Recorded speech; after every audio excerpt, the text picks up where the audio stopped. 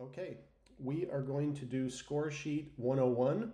So any of our parents know how to do the score sheet when we need volunteers so that we can share the joy of doing this. Um, what you see here is the spreadsheet or the score sheet, what would look like at most tournaments.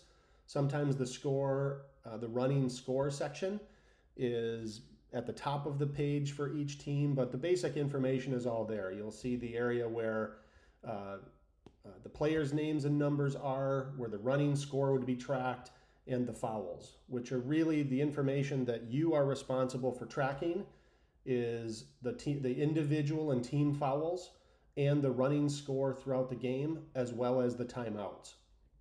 So let's just dive in. Um, the coaches will enter the team information as well as the player numbers. You aren't responsible for that. It is, however, if you are doing it, just to double check our numbers, it's a technical foul if the numbers are entered improperly or if a player is playing and they're not in the scorebook as a technicality. So once all that information is going, the game is ready to start. And let's assume that we're going to run the tip drill and we get the ball and we immediately go down and get a quick bucket.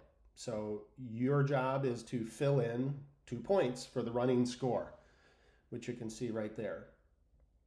And the other team gets the ball, they dribble down, they turn it over, we go down and we hit a quick three. Now you're just filling in the 3 points. And you can do X marks, shade the boxes, whatever is more comfortable. You just want to be tracking that score in real time. So the other team gets the ball out, they bring it down, we have a steal, we go down for a layup, and they foul us. And the referee will look at you directly at the score table and tell you the number. And in this case, it's number 12. So you would put the first foul on number 12, and then also, importantly, you have to record the team foul, which is up top. So, of course, if it's a foul and one of our guys is at the line, we would go 2 for 2.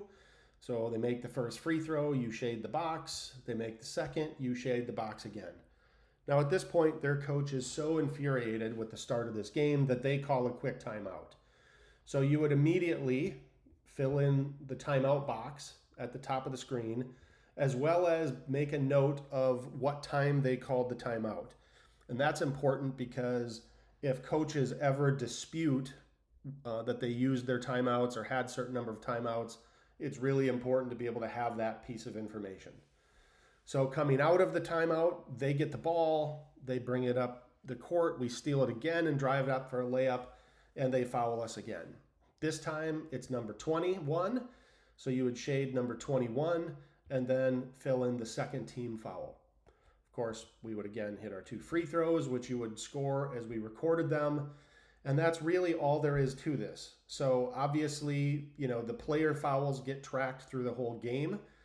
In most of our games, if one of the kids gets 5 fouls, they foul out of the game.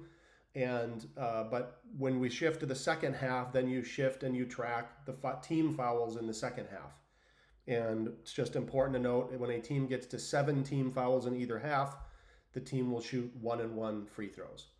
So that's really it. At the end of the game, sometimes there's places on the score sheet where you can enter the total final score. And then one of the things I like to do if I'm ever at the score table is just throughout the game be verifying and double checking your score against the scoreboard and make sure you're aligned.